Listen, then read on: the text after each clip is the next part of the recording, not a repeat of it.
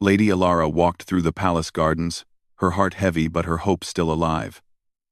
The spring air carried the scent of blooming flowers, yet even the beauty around her could not ease the tension in her chest. Today, she would speak to Lord Kalen, the man she had loved quietly for years. She had dreamed of this moment, imagining his arms around her, whispering that she was cherished. But her dreams had always been fragile, delicate as the petals that fluttered in the gentle breeze. She found him near the fountain, sunlight catching the gold embroidery on his armor. Kalen turned at her approach, his expression polite but distant. There was no warmth in his eyes, only the cool detachment of a man who believed his choices were guided solely by reason and ambition.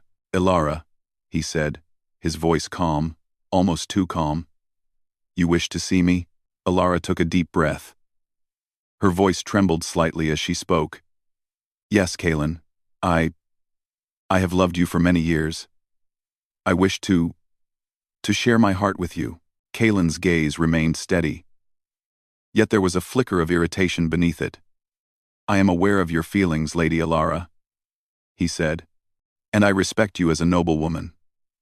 But—" he paused, the word heavy and deliberate. "I cannot marry you." "Marry you." Alara's chest tightened. Her heart felt as if it were being squeezed by invisible hands. "Why?" she asked softly, though the answer seemed cruelly obvious. "You cannot bear children," Kalen said, and the words struck her like a blade. "The line of our house must continue. I cannot risk the future on uncertainty. You are barren." Alara staggered, though she did not fall. Her knees threatened to give way, but she forced herself to stand tall. Her lips trembled, and tears threatened to spill. You do not love me at all," she whispered. Kalen's expression was unreadable. "Love is not enough, Alara. The kingdom requires strength, legacy, and heirs. I wish you well, but I will not choose you." With that, he turned and walked away, leaving her alone in the gardens.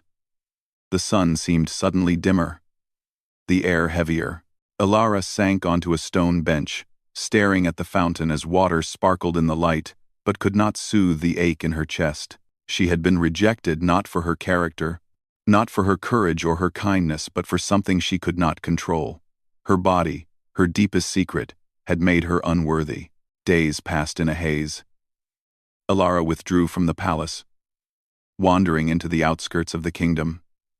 She could not bear to see Kalen, his face so calm, so certain in his decision. The palace walls had become a prison, and the world outside a mirror of her despair. She found herself drawn toward the dark forest that bordered the kingdom, a place whispered about in legends, where magic still lingered and old gods walked unseen.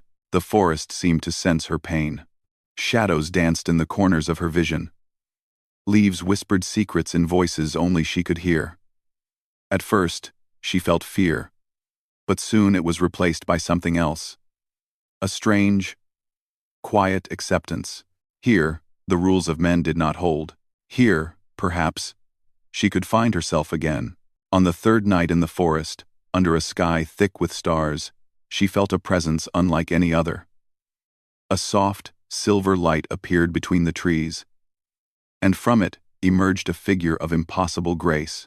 The being's skin shimmered like moonlight, her hair flowing as if it were woven from starlight itself. She had eyes that held the wisdom of ages, and when she looked at Alara, the noblewoman felt her heart both tremble and lift. "I have watched you, child of sorrow," the figure said, her voice like the wind through the silver leaves. "You have been wronged by the one you trusted most. Your heart is heavy, yet it burns with a quiet fire." Alara rose slowly, unsure if she was dreaming. Who are you?" she asked, her voice trembling with both fear and awe. "I am Selene," the figure replied, "the moon goddess. I see the pain inflicted by men who measure worth by what is carried within the body, rather than the strength of the heart. I offer you a gift." Ilara's brow furrowed. "A gift? I do not want gifts. I want—" She stopped, words failing her. She wanted Kaelin to see her, to love her, to cherish her, as she deserved. But she knew that hope had been extinguished in the cold stone of the palace. Celine's silver light pulsed softly. I can grant you what the world has denied. You may carry life within you, a child blessed by the moon itself, one who will bear a legacy beyond the cruelty of men. But it is not without cost. You will not be the same, and your path will be yours to walk alone until you return. Alara's breath caught. The thought of carrying life, of creating something that could not be measured by human prejudice, filled her with wonder. Yet she felt fear too. Could she bear the burden? Could she face the world again, knowing what they had done to her? I accept, Alara said at last, her voice trembling but resolute. I will do whatever it takes. I want this gift. Celine smiled, a light both warm and mysterious. She extended her hand, and as Alara reached for it, a wave of power surged through her. She felt her senses sharpen, her connection to the world deepen. A strange serenity filled her heart, and with it, the certainty that her life would never be the same. The goddess's voice echoed in her mind. Remember, child of sorrow. The world will not bend easily, but you will carry hope within you. And one day, those who scorned you will see the truth of your strength. Alara left the goddess under the light of the moon. She wandered through the forest, no longer feeling weak or broken, but reborn. Her heart still carried pain, yes, but also a quiet fire of determination. She would return, and when she did, she would be more than Kaelin could ever imagine. Months passed, and the forest watched over her. Alara's body changed in ways both terrifying and miraculous. She could feel the life growing within her, a presence that pulsed with a rhythm unlike any human heartbeat. She learned to move silently through the trees, to speak to the animals and the elements, and to summon glimpses of the moon's silver light. And yet, she missed the world she had left behind. The palace, the gardens, the sunlight on stone, these things haunted her dreams.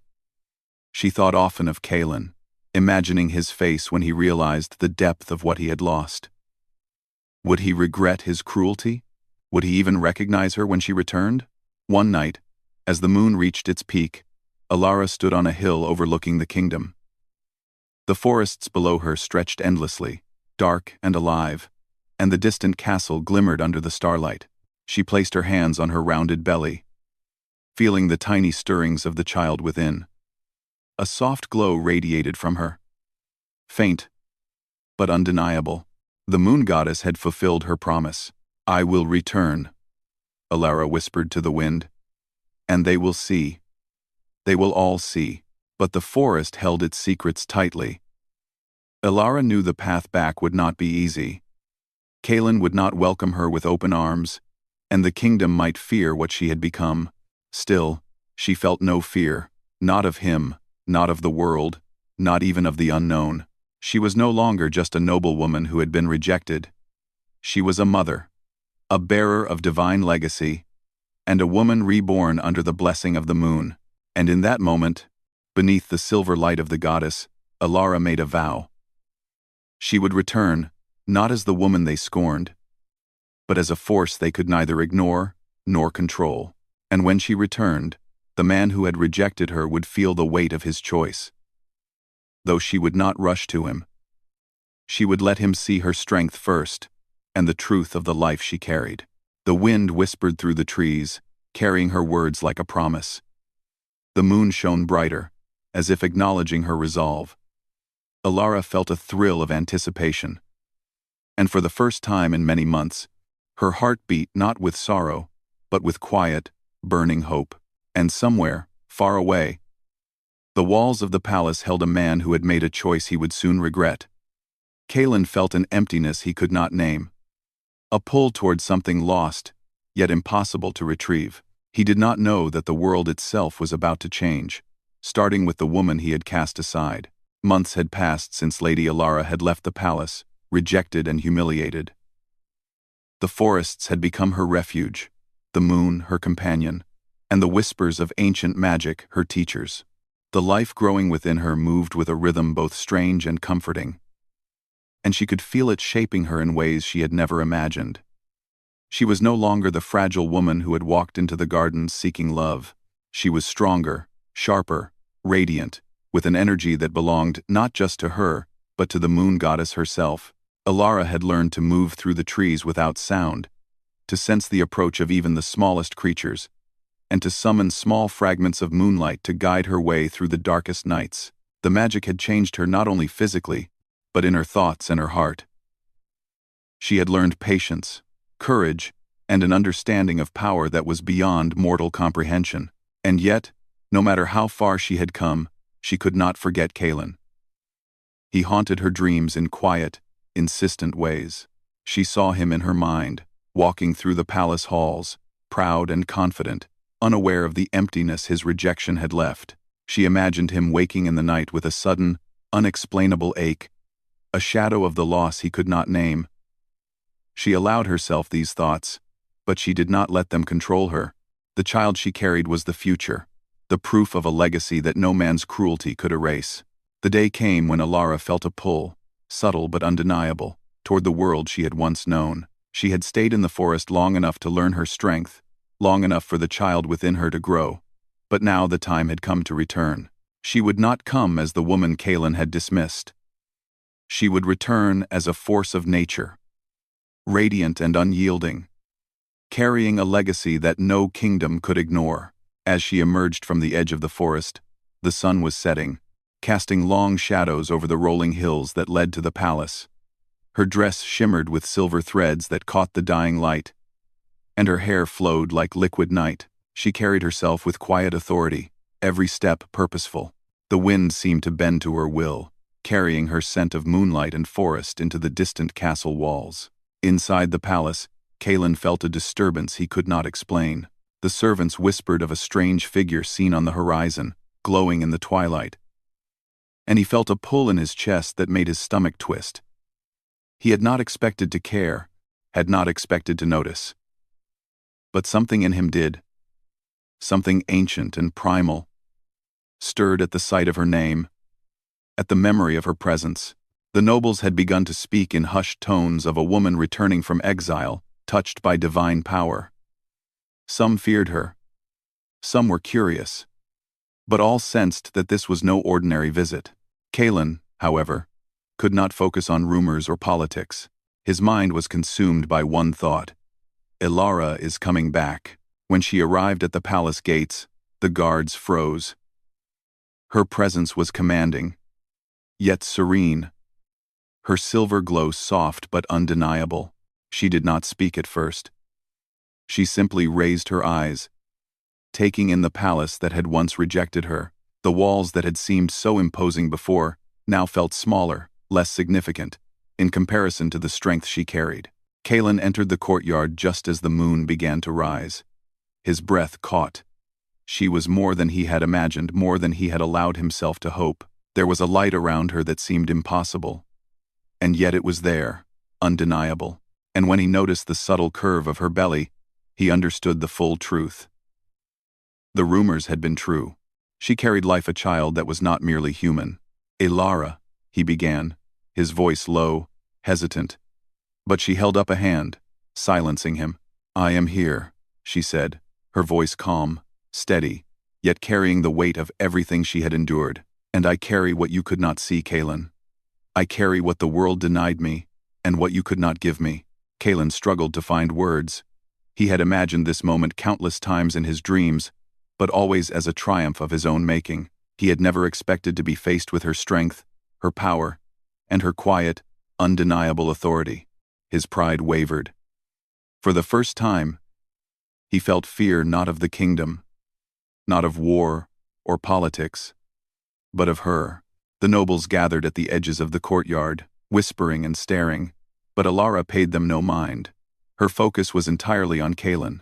She wanted him to see what his cruelty had cost him, not in anger, but in truth.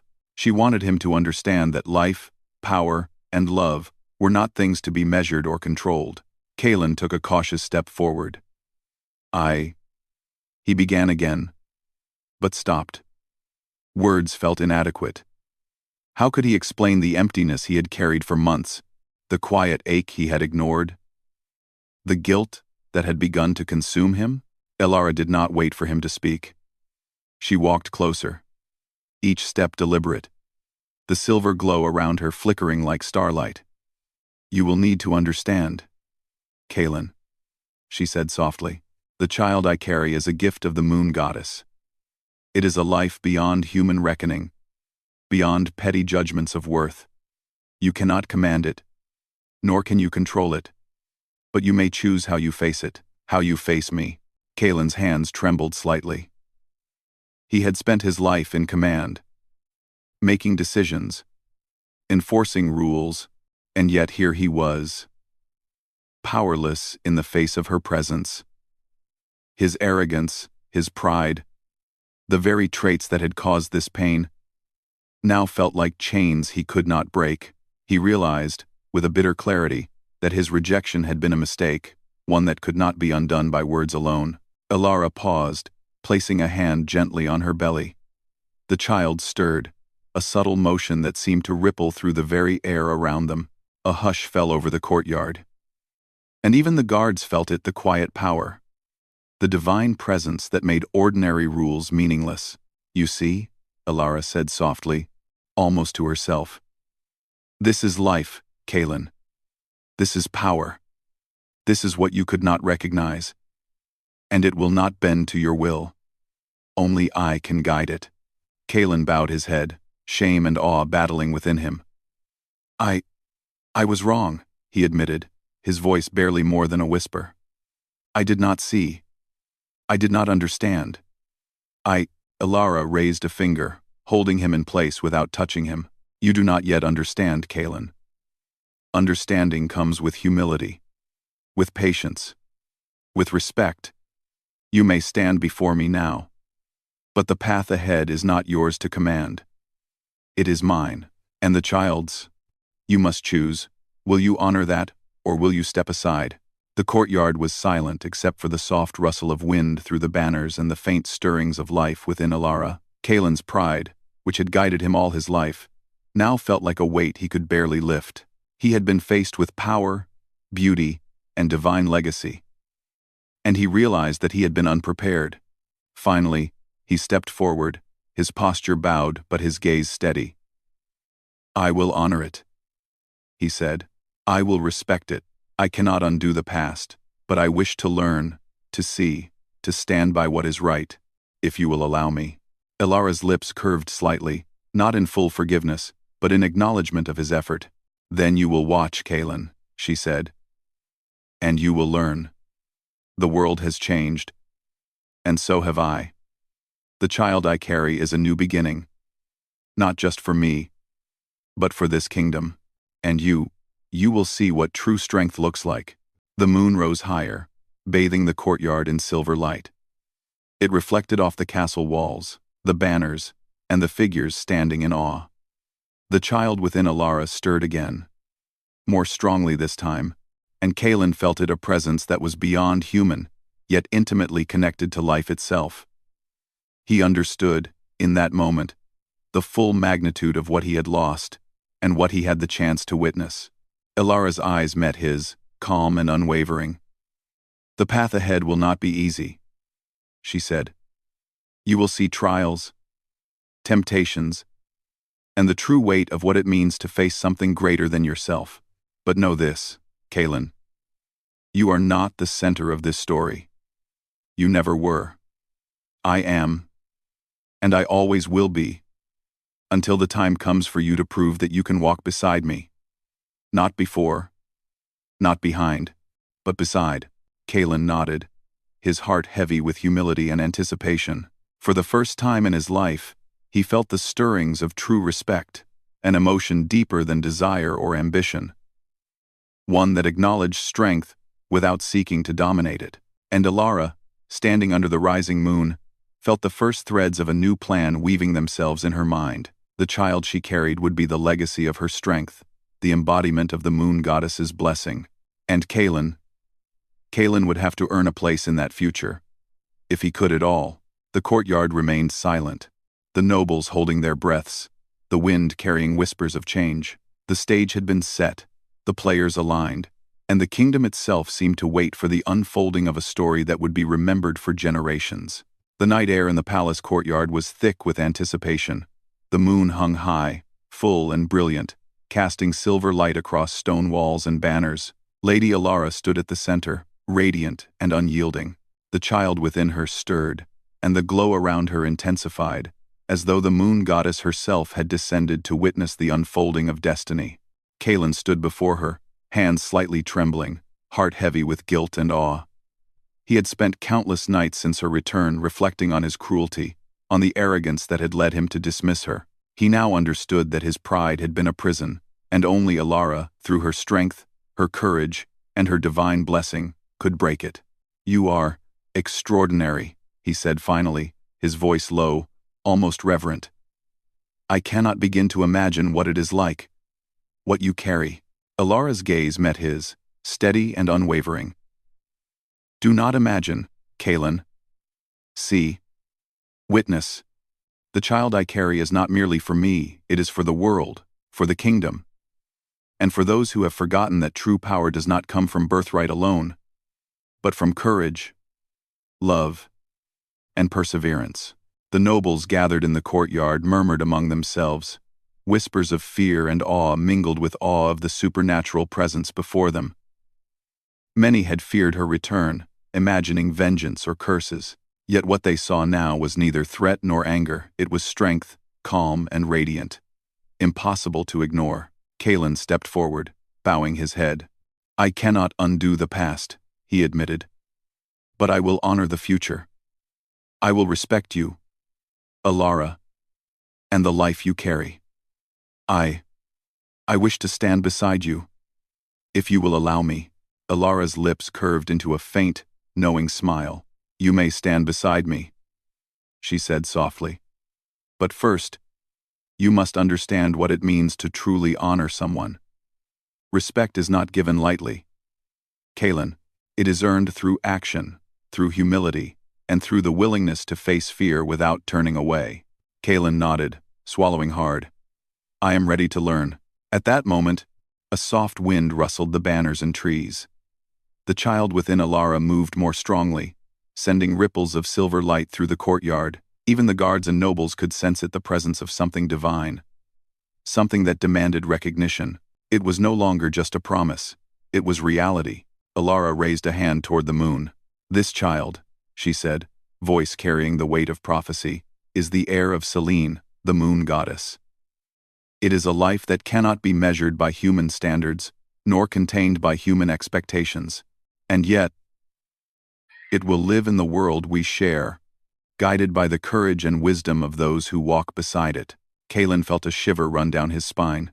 The magnitude of her words, the presence of the unborn child, and the calm authority in Alara's gaze combined to humble him completely. He had once thought that nobility and strength came from lineage, from the control of men. Now he saw that true power was something far greater, rooted in resilience, love, and the courage to claim one's destiny. The night deepened, and with it came a sense of sacred stillness. The courtyard seemed to fade away, leaving only Alara, Kalen, and the moonlight bathing them in ethereal silver. Kalen stepped closer, careful not to overstep the unspoken boundaries she had set. "I see it now," he said quietly. "I see what I could not understand before. You are more than I ever imagined.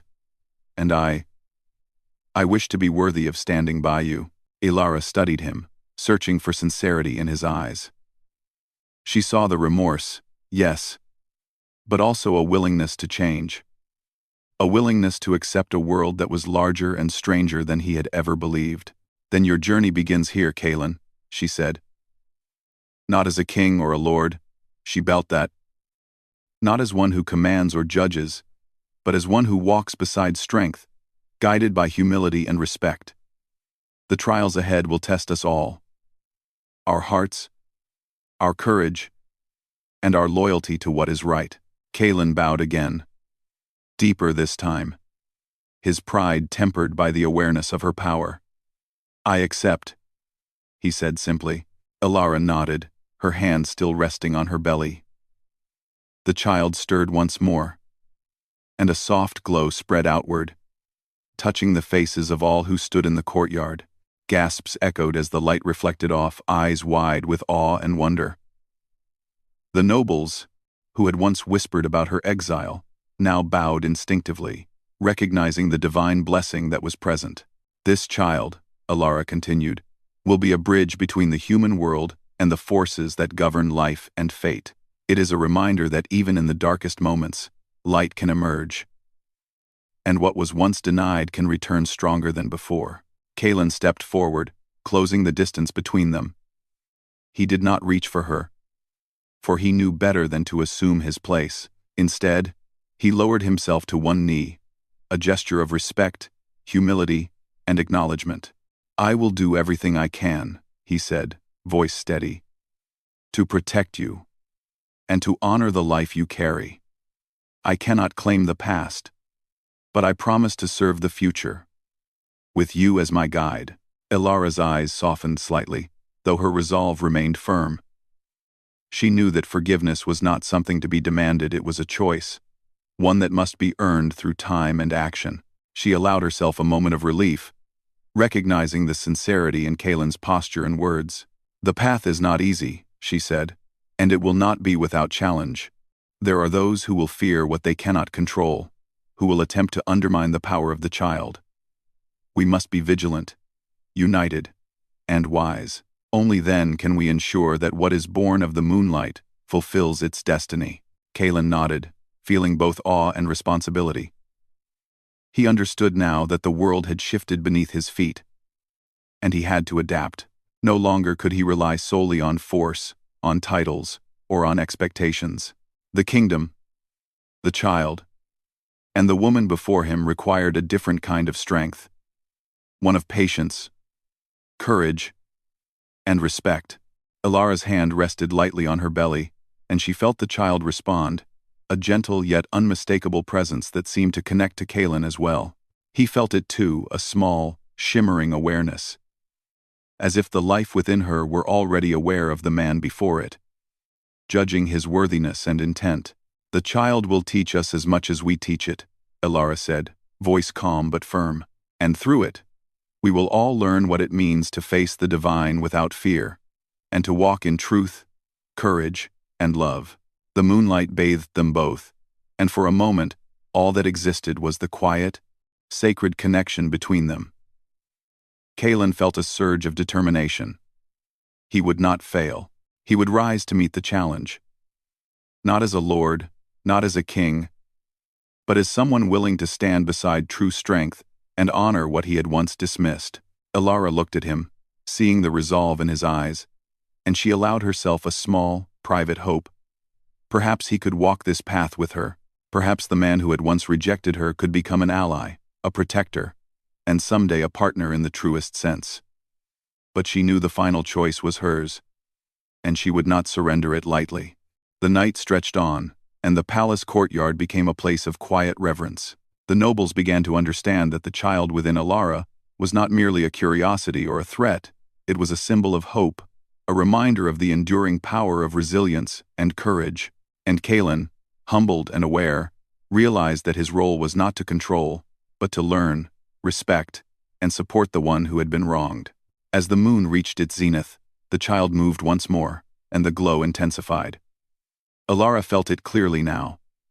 This life was a force beyond fear, beyond doubt, beyond human judgment. It was a legacy that would shape the kingdom, the world, and those who bore witness. And she, standing strong and radiant, was its guardian, its mother, and its guide. Kalen looked at her, awestruck and transformed. "I see it," he whispered. "I understand now. I will honor it, and I will honor you." Elara nodded, satisfied that his words were sincere. Yet she knew the journey was only beginning. The child would grow. The kingdom would face challenges, and their lives would be tested. But for the first time, she felt the possibility of unity, hope, and a future shaped by courage rather than fear. The night air shimmered with silver light, and a sense of quiet triumph filled the courtyard. The kingdom had changed, if only slightly, in that moment, and Alara, carrying the moon goddess's heir, stood as a living testament to resilience, power, and the enduring force of love and justice.